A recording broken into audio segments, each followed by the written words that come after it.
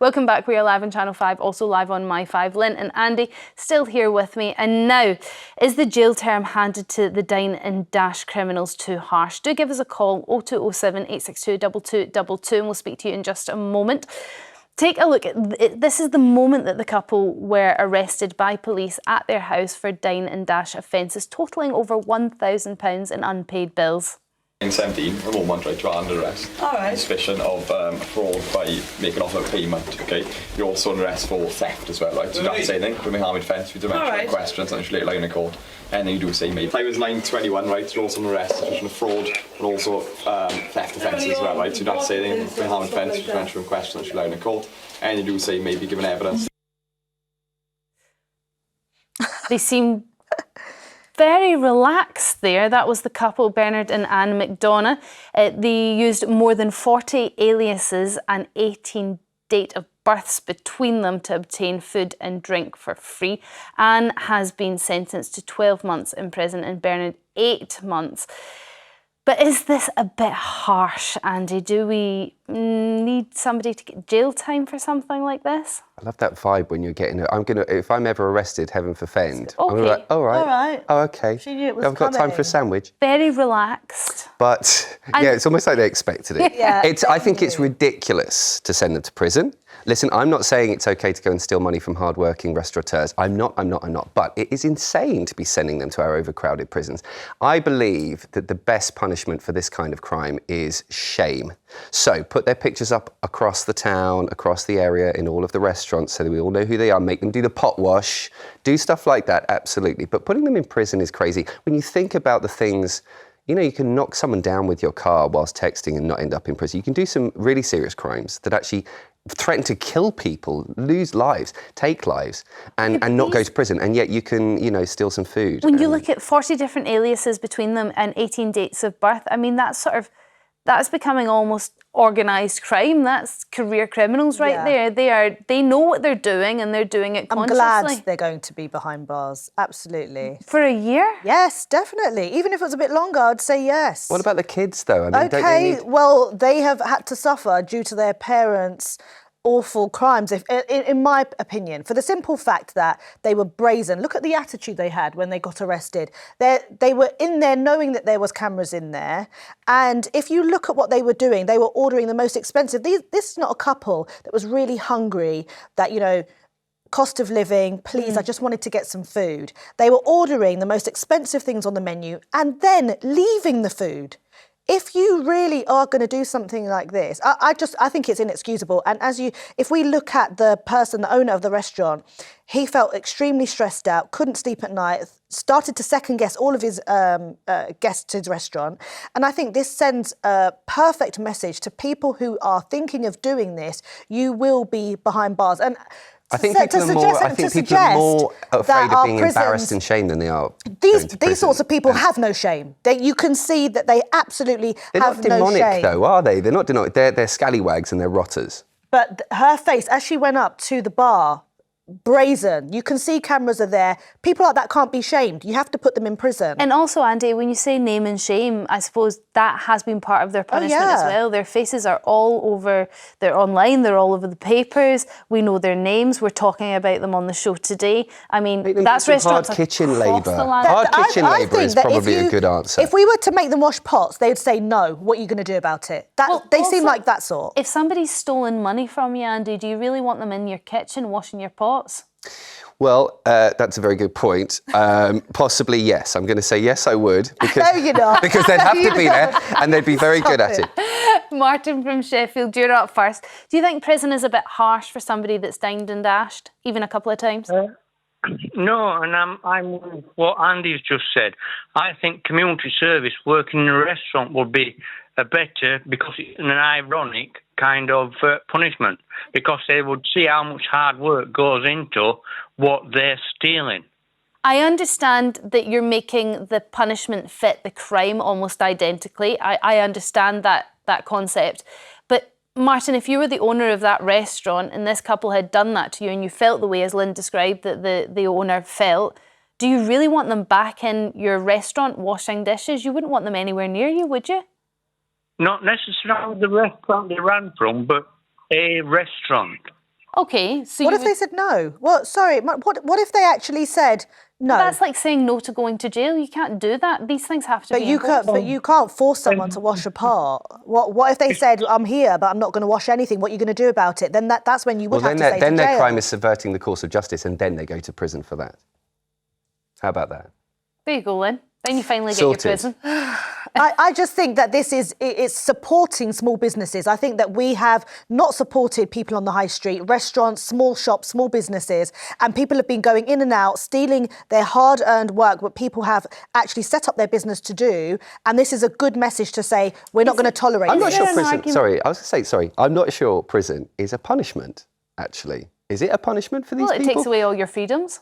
Well, yeah, but they obviously haven't got a very big moral compass anyway. It's a year there. They're going to be able to sit on a bed, eat their food, go to the gym, have their time in prison, and come out the other side of it. Hard work is probably a much worse punishment, actually. That's probably more uncomfortable for them than sitting around in a jail cell. I understand that. I do understand what you're saying there, Andy, and actually I put to you, Lynn, that they're being ordered to pay back over £2,000. So they're ordered to pay back almost more than double what they took from these establishments, which is a punishment in itself. And actually this year in prison is going to cost an awful lot in taxpayers' money. So they've stolen the money from restaurants and now they're stealing money from taxpayers by having to go to jail.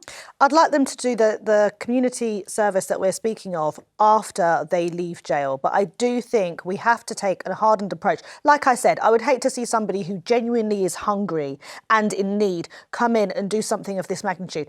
But they're not.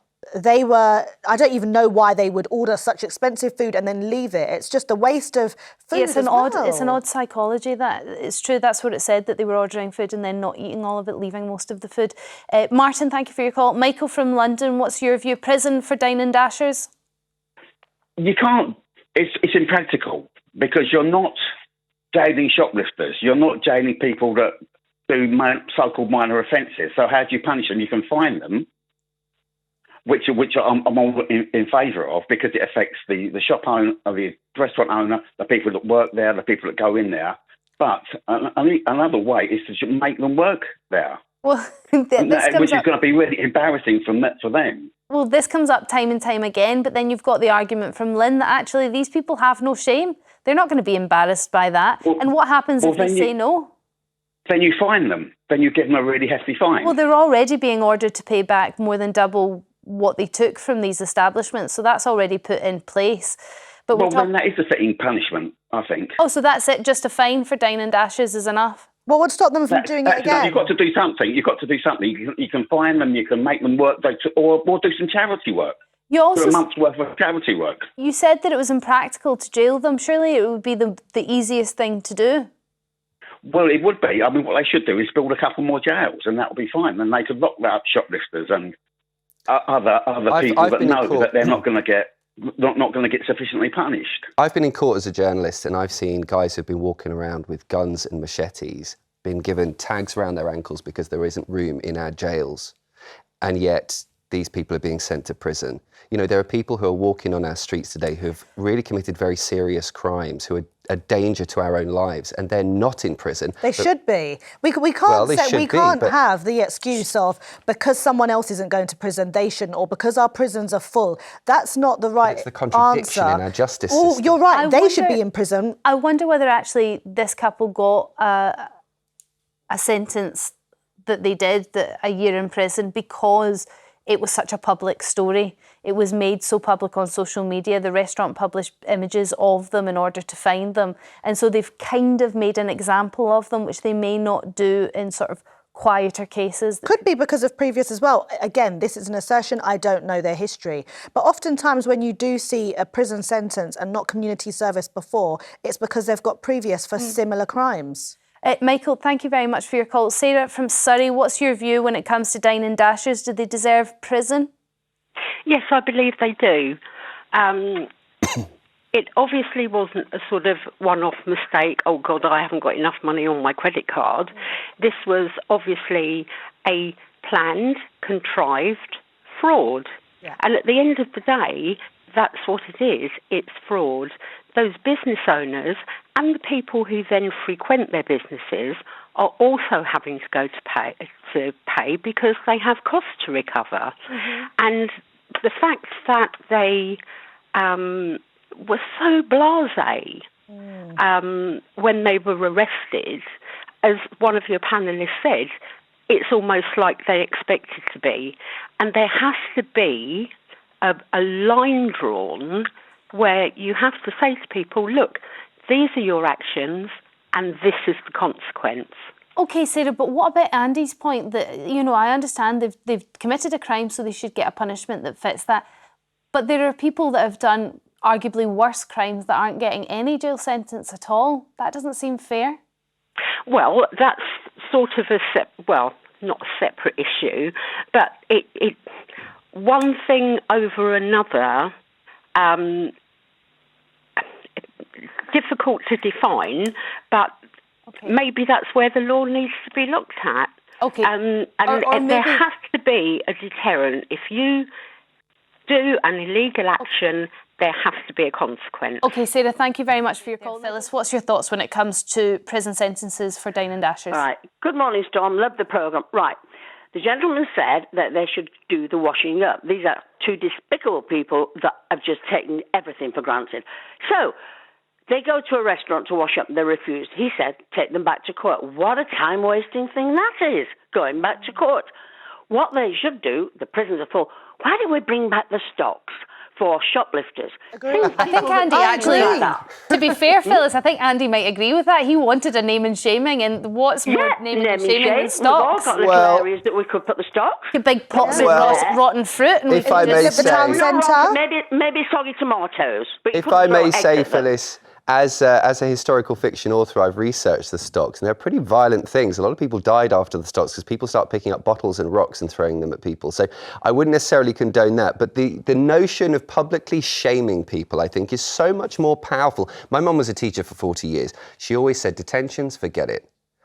But embarrass the kid, point them out and get the rest of the class to say, you're ruining our class time, that would have a much more effective impact on behaviour. Probably and would. Adults the same as kids, right? It probably would, but it would probably cost a lot in therapies fees for them to go over that level of embarrassment. I think therapists watching it would have a field day with the whole naming and shaming thing. But Phyllis, don't you think the fact that, you know, they've been handed this prison sentence, but as well as that, they've been all over the papers, all on, like, we're talking about them now, we've all seen images of them. Isn't that already the sort of modern day stocks? I don't think they could care less about that. So why would they care about being on the stocks? Well, because they are facing people. They've no need to see the newspaper or the television. People might say the odd slide remark to them, but to be there for 2 days in the stocks, I think that might do some good. I agree. Yeah, and I think. Well, hold on.